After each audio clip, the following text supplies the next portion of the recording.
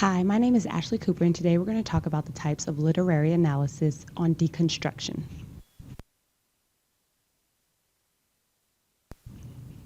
Derrida derived the theory of deconstruction within philosophy, and after of grammatology was published, deconstruction branched into a literary criticism.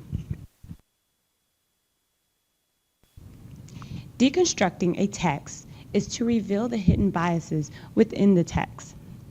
When it is said that deconstruction is an approach or method, this pertains to the definition within literary criticism.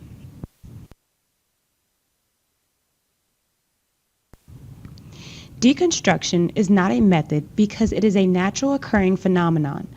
When we are discussing the definition of deconstruction within the light of philosophy, this would be a more accurate definition, or the lack of a definition.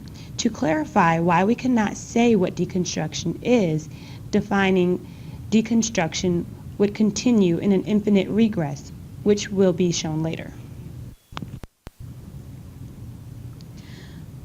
Logocentrism is a desire to choose one member of a pair of binary opposites that creates a fixed center. In other words, belief systems are stable and secure once one belief is privileged over another. The value to the poetic grandeur of Shakespeare's King Lear could be anything, whether it be good or bad. However, whatever is decided to be the value of King Lear, in essence, is defined what it is and is not. Whatever values that might be picked and are said for King Lear could be logocentric because any other value of King Lear would be disregarded. Notice that either an image or a word can be seen, but both cannot be seen simultaneously because either one or the other must be seen while the other is suppressed. The mind toggles between the image of a person and the word liar and does not fixate on one.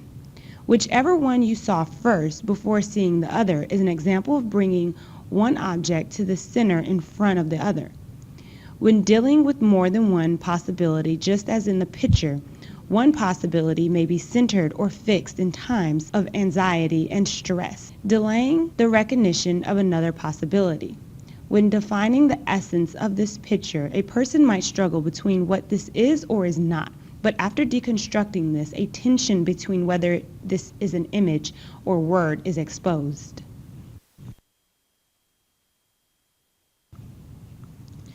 Each image seems to have its own self-essence and to be self-sufficient and self-existent. However, one image cannot exist without the other because the image of faces cannot exist without relying on the existence of the image of a candle. As said about logocentrism, dichotomies or binary opposites are made so that one member of a pair will be preferred over another. In order to deconstruct this, we must reveal that both possibilities exist and that both possibilities are interdependent upon one another.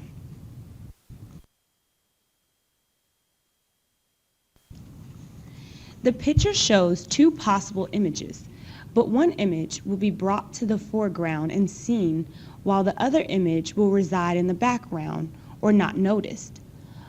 Among most binaries, one will be privileged to be seen, whereas the other will not. In this deconstruction, and what Derrida coins the term difference, how one member of a pair of binary opposites is privileged over another. Just as logocentrism distinguishes one member of a pair of binary opposites to the center from another, difference exposes the how one member of a pair is distinguished from its other. The object brought to the forefront within a binary of opposites will differ from the other object that is suppressed and deferred in the background. To defer an opposite member of a binary pair is to delay its meaning and the recognition of it from its privileged counterpart of a binary.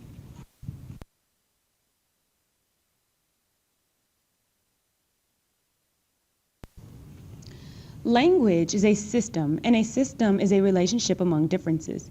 The meaning of a symbol depends upon the differences of other symbols. In order to derive its meaning, The symbol is what it is because it is not other symbols. Signs are no different from a concept or a meaning. In order for a concept or meaning to exist, it must not be the same as other concepts or meanings. Signs and symbols are called signifiers, and concepts and meanings are called signifieds. Therefore, a signifier that may be a sign or symbol corresponds to a signified that may be a concept or a meaning. We will use chess as an example. The queen is only a queen because the queen is not a knight, a bishop, or any other piece. However, if every piece on the chessboard was a queen, then the queen would lose its qualities that makes it a queen instead of a pawn, knight, or bishop.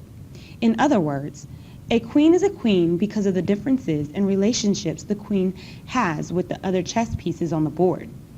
Chess is a system of differences and relations among its counterparts, and no piece is isolated on its own chessboard. The qualities that comprises what a queen is depends on the queen's relation to the other pieces on the board. This relationship between a signifier and signified pertaining to language, concepts, and issues are no different.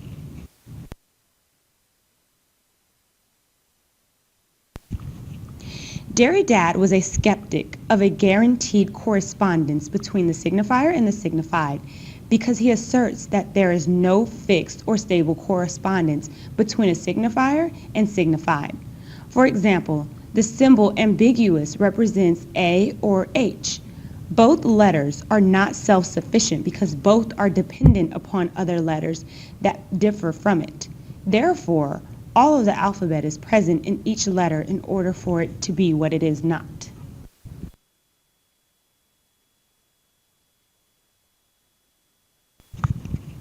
When a signifier refers to its meaning in which we mean a signified, and that signified refers to another signified, and trace occurs.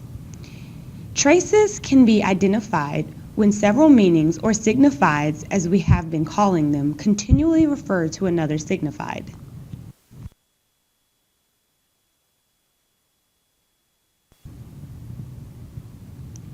If the meaning of cat is not known, we can find its meaning from the dictionary and find that a cat is a signifier or the signified, a small domesticated carnivorous mammal.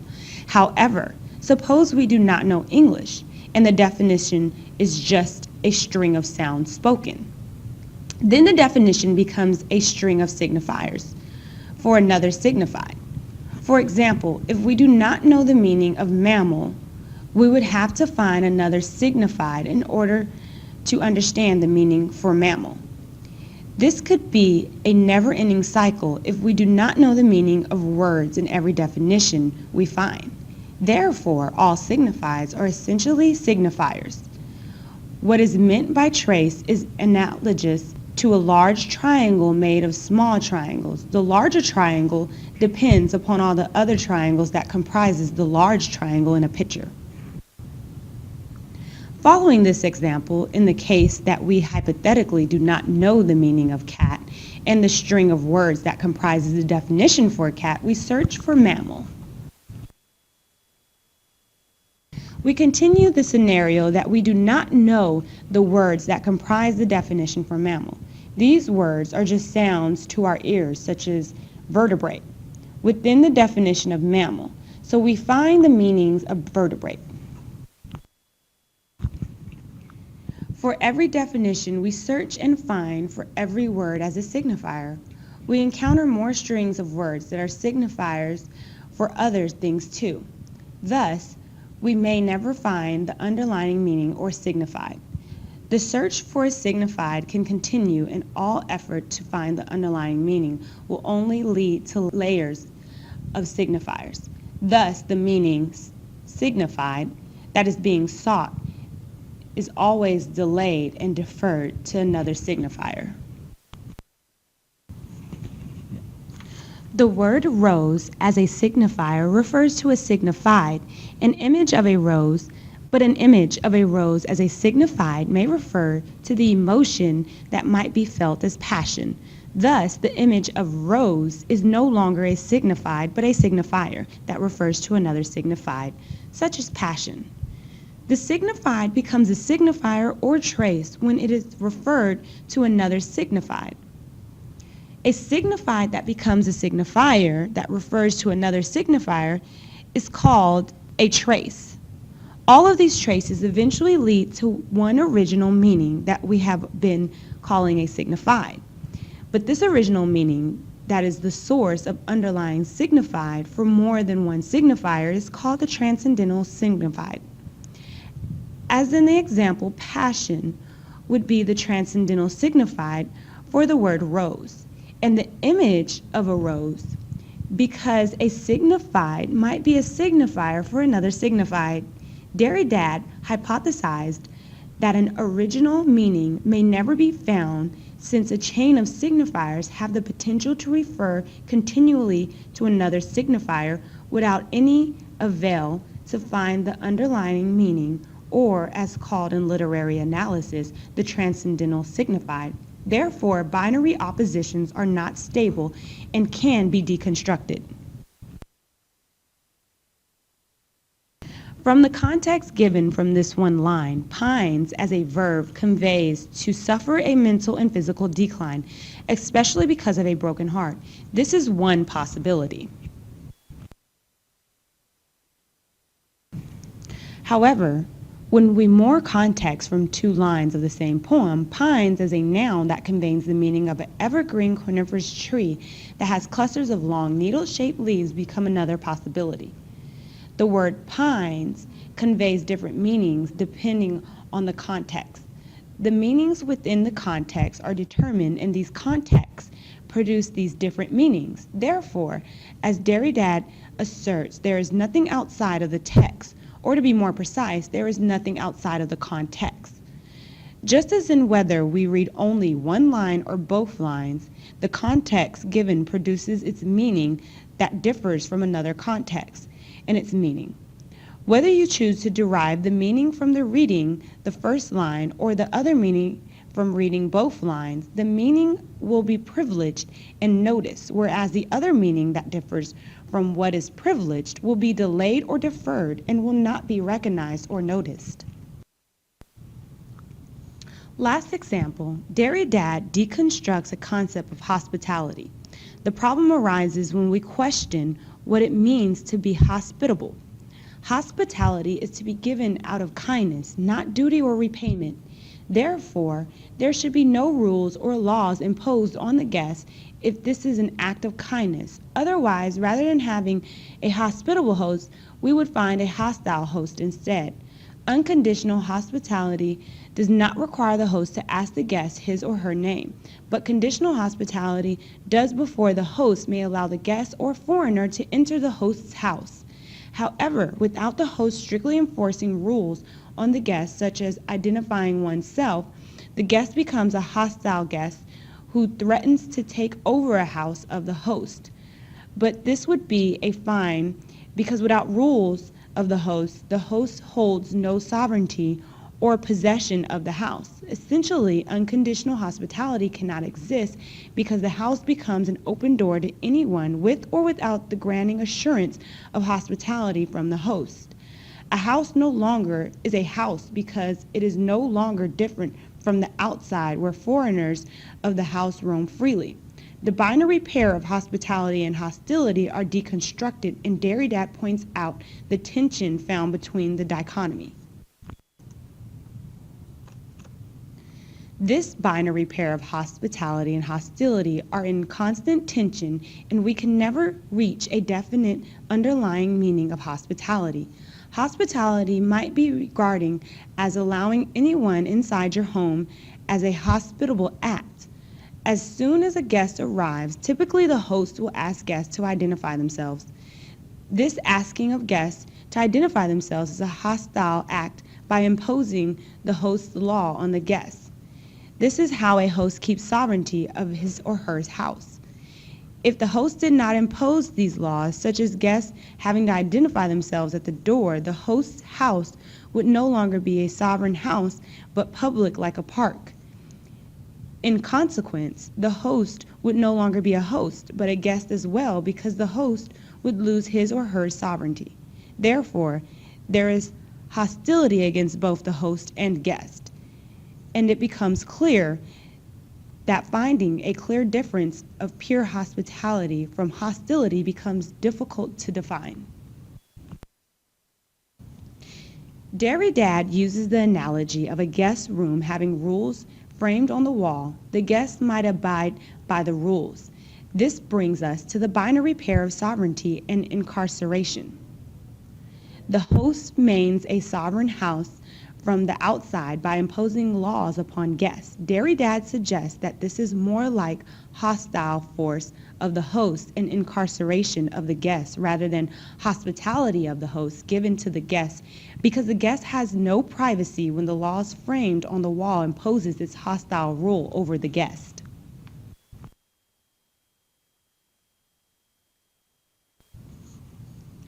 Following the line of reasoning between a binary pair of hospitality and hostility, Socrates' request of the court can be deconstructed. Socrates claims that he speaks a language that is foreign to the court, not that he is literally speaking another language, but the difference between formal and informal language. Derrida states Socrates doesn't know how to speak this courtroom language. This legal rhetoric of accusations, defends, and pleading. He doesn't have the skill. He is like a foreigner.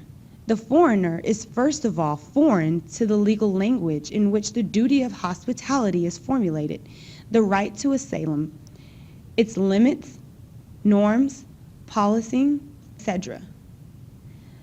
The court of the host and imposes hospitality against Socrates by forcing Socrates to speak the legal language of the court in order to be granted any hospitality from the court.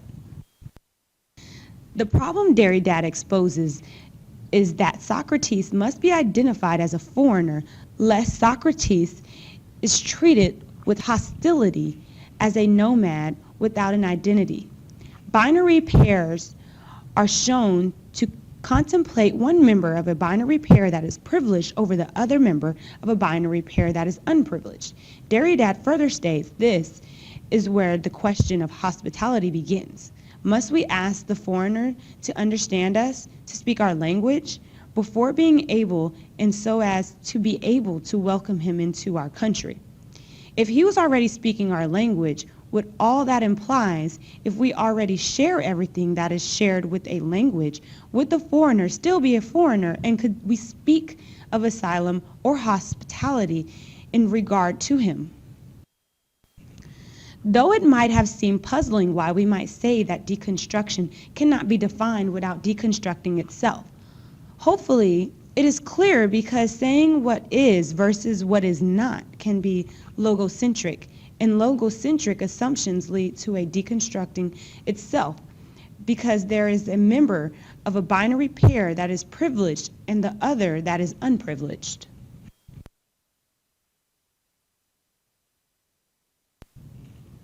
When analyzing a text and applying deconstructive thinking, use these questions as a guide to examine a text. I would like to thank you all for watching the types of literary analysis specifically on deconstructing.